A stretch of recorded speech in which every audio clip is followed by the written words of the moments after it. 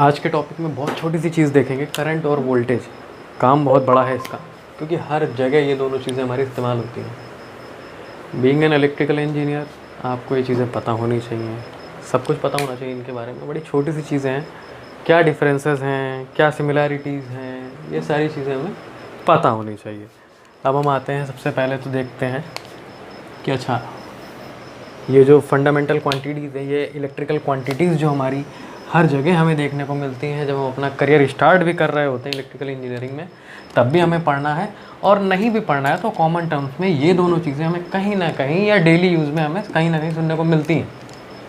अब हम समझते हैं कि अच्छा क्या डिफरेंस है। तो सबसे पहले थोड़ा सा इसमें बेसिक लेवल पे भी बात करेंगे कॉमन टर्म्स में, और थोड़ा डीप भी बात करेंगे। तो सबसे पहले आते हैं हम करंट पे।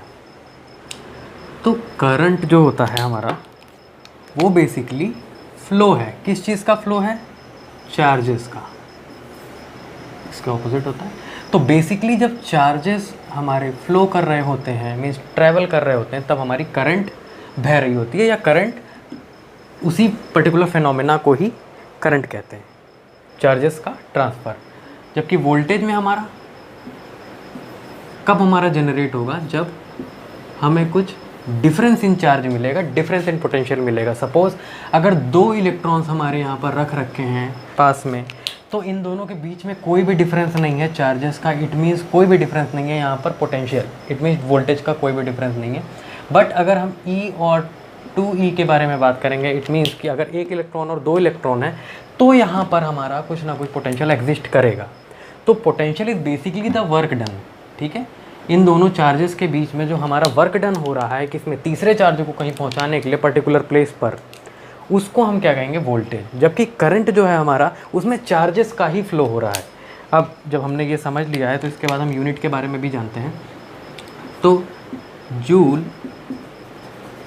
अपॉन कूलम से ये हम कैलकुलेट करते हैं किसकी वैल्यू? वोल्टेज की। 1 volt equals to 1 joule upon 1 coulomb, ठीक है।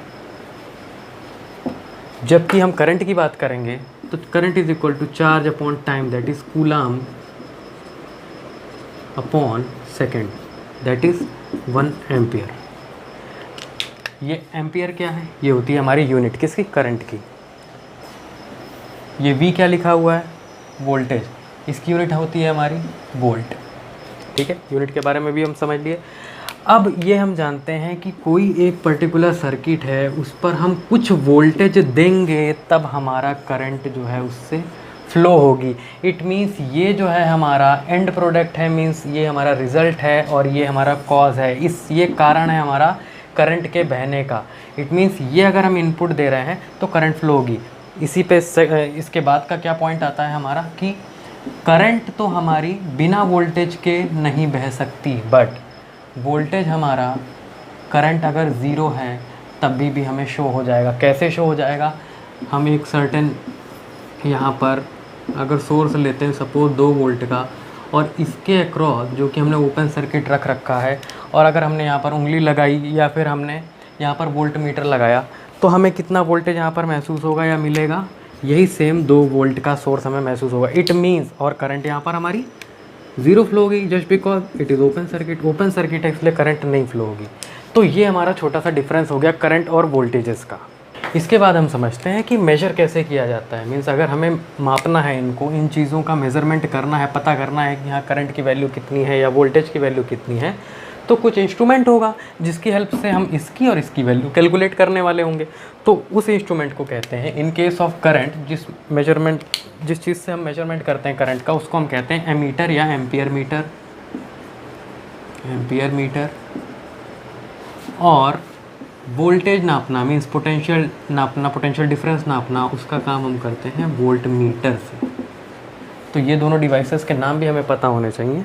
अब हम ये समझते हैं, एक और पॉइंट यहाँ पर रह गया, कि करंट की वजह से मैग्नेटिक फिनोमेना होता है। क्यों मैग्नेटिक फिनोमेना होता है? हमने सोलेनॉइड पढ़ा है, जो कि हमारा किसी कोर के ऊपर बाउंड था। इसमें हम कुछ वोल्टेज लगाते तो यहाँ पे कुछ करंट फ्लो हो रही थी, जिसकी वजह से ये मैग्नेटाइज हो रहा था, ये मैग्नेट बन रहा था। इट मीन्स कि करंट की वजह से जो हमें इफेक्ट देखने को मिलेगा वो मैग्नेटिक इफेक्ट होगा, जबकि हमारा वोल्टेज की वजह से, क्योंकि इट्स जस्ट अ चार्ज, केवल एक चार्ज है, और चार्ज की वजह से हमें हमेशा इलेक्ट्रोस्टैटिक फोर्स देखने को मिलता है। इलेक्ट्रोस्टैटिक फोर्स हमें देखने को मिलता है, ठीक है। अब हम बात करते हैं जो करंट होता है हमारा, ये रिस्पॉन्सिबल होता है हीटिंग के लिए। फॉर्मूला होता है हमारा हीट लिबरेशन का, हीट जैसे जनरेट होती है I²R/T, where T is time, R is resistance of that particular conductor and I is current. तो I²RT जो होता है हमारा हीट का फॉर्मूला होता है, और वोल्टेज की वजह से जो होता है हमें शॉक लगता है।